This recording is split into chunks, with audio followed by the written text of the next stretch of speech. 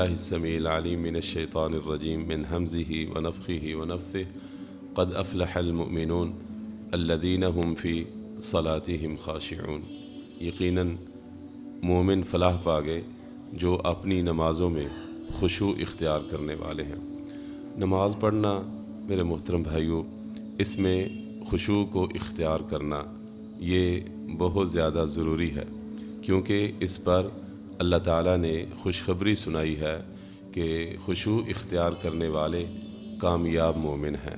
میرے عزیز بھائیوں، اگر ہم نمازیں پڑھ رہے ہیں اور نمازوں کے اندر خشوع نہیں ہے، نمازوں کے اندر ٹھہراؤ نہیں ہے، سکون نہیں ہے، لذت نہیں ہے، تو ہمیں اپنا محاسبہ کرنا چاہیے۔ نماز کو چھوڑنا نہیں چاہیے، بلکہ ہمیں اپنا جائزہ لینا چاہیے، محاسبہ کرنا چاہیے، کوشش کرنی چاہیے کہ ہماری نمازوں کے اندر ہمیں لذت آئے، سکون آئے۔ اور یہ نمازوں میں خشوع مسلسل جد و جہد کے بعد آتا ہے۔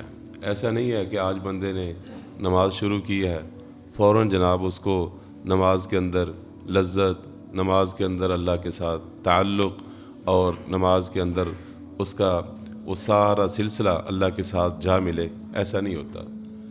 جناب احمد بن حرب رحمہ اللہ، یہ جلیل القدر مسلمانوں کے امام گزرے ہیں۔ ایک احمد بن حنبل، وہ نہیں، یہ احمد بن حرب تھے۔ یہ فرماتے ہیں میں نے 40 سال اللہ کی عبادت کی، میں نے 40 سال اللہ کی عبادت کی۔ تو کہتے ہیں پہلے 20 سال میں کوشش میں لگا رہا، اپنی نماز کو درست کرتا رہا۔ نماز کے اندر انسان کو وسوسے آتے ہیں، نماز کے اندر مختلف خیالات آتے ہیں، نماز کے اندر وہ پختگی نہیں ہوتی۔ کہتے ہیں پہلے 20 سال میں نے کوشش کی، اپنے نفس کو اس پر لایا، تو کہتے ہیں اگلے پھر 20 سال مجھے نمازوں کے اندر لذت آنی شروع ہوئی ہے۔ 20 سال مسلسل انہوں نے کیا کیا ہے؟ کوشش، محنت کی ہے 20 سال۔ اس کے اگلے 20 سال کہتے ہیں پھر نمازوں کے اندر مجھے لذت آنی شروع ہوئی ہے۔ اور کئی بھائی ہمارے معذرت کے ساتھ زندگی میں 20 30 40 50 سال نمازیں پڑھ لیتے ہیں، لیکن کبھی نماز کے اندر شاید انہیں اللہ کی خشیت سے، اللہ کے خوف سے کبھی ہی شاید ہو کہ آنکھوں سے آنسو جاری ہوا۔ کبھی انہوں نے ایسی تلاوت کی ہو جس میں اللہ کے وعد و وعید کا تذکرہ ہو، جنت کا تذکرہ ہو، اللہ کی رحمت کا تذکرہ ہو، اللہ کے عذابوں کا تذکرہ ہو۔ تو کبھی ہی شاید ایسا ہوا ہو کہ وہ توجہ کے ساتھ نماز پڑھ رہا ہو، قرآن میں اس کی پوری توجہ ہو، دھیان ہو، اور اللہ کے خوف و خشیت سے، اللہ کے وعد و وعید کی وجہ سے اس کی آنکھوں میں آنسو آئے ہوں۔ شاید ہم نمازوں کو بس ایک نماز پڑھی اور ورزش کی اور پھر چلے گئے، اس سے زیادہ شاید ہم اہمیت نہیں دیتے۔ میرے محترم بھائیوں، ہمارے اسلاف ایسے نہیں تھے۔ واقعی جب وہ نماز پڑھتے تھے تو ان کی نماز ہوا کرتی تھی۔ ہمارے تو آج کل نمازوں کا جو سلسلہ ہے، کئی بھائی جو نماز پڑھتے ہیں، واللہ اس نماز کو اللہ کے رسول صلی اللہ علیہ وسلم نے چور قرار دیا ہے۔ یہ اس نماز کو آپ صلی اللہ علیہ وسلم نے یہ قرار دیا ہے کہ یہ نماز سے، یہ نمازی اپنی چوری کی ہے۔ اسے آپ نے فرمایا سب سے بدترین چور چوری کے اعتبار سے وہ ہے کہ جو اپنی نماز سے چراتا ہے۔ صحابہ نے کہا یا رسول اللہ اپنی نماز سے کیا چرائے گا؟ فرمایا کہ وہ پوری طرح سے اس کے ارکان پورے نہیں کرتا۔ آپ دیکھتے ہیں بعض بھائی کھڑے ہوتے ہیں، رکوع گئے، ابھی رکوع میں برابر سیدھے نہیں ہوئے، رکوع میں برابر سیدھے نہیں ہوئے، رکوع کی حالت میں ہڈیاں جہاں جہاں ہونی چاہیے تھیں وہاں پہ ہڈیاں نہیں آئیں، اور یہ جناب اٹھ بھی کھڑے ہوئے، رکوع سے کھڑے ہو گئے، اور ابھی رکوع سے پوری طرح کھڑے نہیں ہوئے، ہر جگہ کے کھڑے ہونے کی حالت میں ہڈیاں اپنی اپنی جگہ پہ آ جاتی، ابھی پوری طرح سے وہ کھڑا نہیں ہوا، اب کدھر چلا گیا ہے؟ سجدے میں چلا گیا ہے، سجدے میں ابھی پوری طرح سے۔ یہ بعض بھائیوں کو دیکھتے ہیں نماز پڑھتے، اور صرف انفرادی نماز نہیں، باجماعت نماز کئی ایسے کروا رہے ہوتے ہیں، اللہ معاف فرمائے، کہ ان کی اس قدر سپیڈ ہوتی ہے میرے محترم بھائیوں کہ جن پر اللہ کے رسول صلی اللہ علیہ وسلم کی یہ حدیث بالکل پوری طرح سے فٹ آ رہی ہوتی ہے کہ بدترین چور وہ ہوتا ہے جو اپنی نماز کو چرا رہا ہوتا ہے، ارکان پورے نہیں کرتے، اذکار پورے نہیں کرتے۔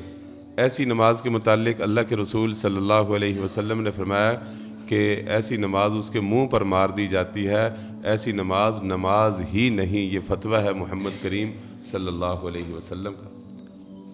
میرے عزیز بھائیوں، یہ ماہ مبارک چل رہا ہے ہماری زندگی سے، تو اللہ کے لیے اپنی نمازوں کی ہم فکر کریں۔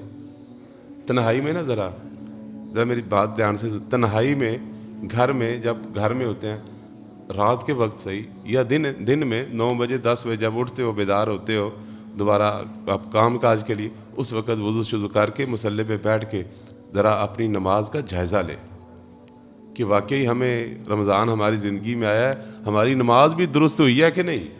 باقی کام تو بعد کی بات ہے نا، نماز بھی ہماری درست ہوئی ہے کہ نہیں۔ تو نماز 2 رکعت پڑھو، کوئی 5 6 10 منٹ اس پہ لگاؤ۔ نماز پڑھنے سے پہلے جو ہے نا وہ اللہ کے رسول صلی اللہ علیہ وسلم کا جو فرمان ہے کہ اللہ کی عبادت ایسے کرو کہ جیسے تم اللہ کو دیکھ رہے ہو۔ اب اللہ جل جلالہ خالق ارض و سما، وہ مالک، وہ شہنشاہ مطلق، اس کو تم دیکھ رہے ہو۔ بندہ اب دیکھ رہا ہے اس کی طرف، تو بندے کی کیا کیفیت ہوگی، بندے کی کیا کیفیت وہ ہو، یہ تصور ہو کہ میں اللہ کو دیکھ رہا ہوں۔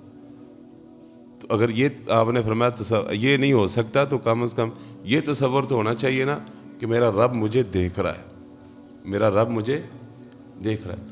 اچھا یہ تصور ہو اتنا ہی کہ میرا رب، میں کھڑا ہوں، میرا رب مجھے واللہ، بلکہ میں تو خوشخبری آپ کو سناؤں کہ جب بندہ کھڑا ہوتا ہے نماز پڑھ رہا ہوتا ہے تو اللہ دیکھ ہی نہیں رہا ہوتا، بلکہ توجہ کے ساتھ اگر بندہ نماز پڑھے نا پوری للہیت، خشیت کے ساتھ، خشوع کے ساتھ، تو اللہ جل جلالہ ساتھ ساتھ جواب دے رہا ہوتا ہے۔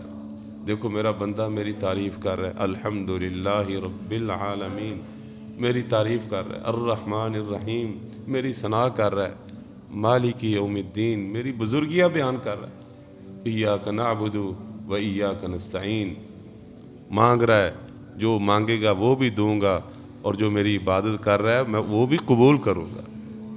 میرے محترم بھائیوں، یہ تصور ذرا اپنے اندر پیدا کریں۔